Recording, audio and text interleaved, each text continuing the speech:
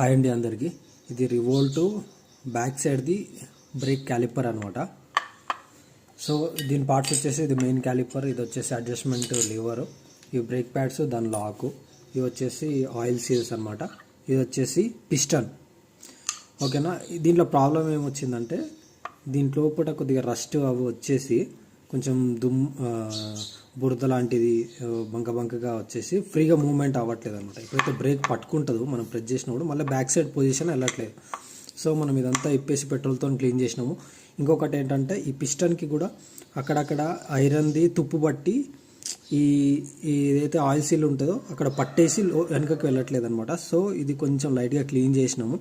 Actually ఇది కొత్త తీసుకుంటే ఇంకా మంచిది. ఇది టెస్ట్ చేసి ఒకవేళ వర్కౌట్ కాకపోతే పిస్టన్ అనేది మార్చి చూద్దాం. సో ఎవరికైనా కావాలంటే ఈ రిపేర్ ఎట్లా చేసుకోవాలని, ఎవరికైనా ఈ క్యాలిపర్ క్లీన్ చేయాలంటే మన దగ్గర రావచ్చు.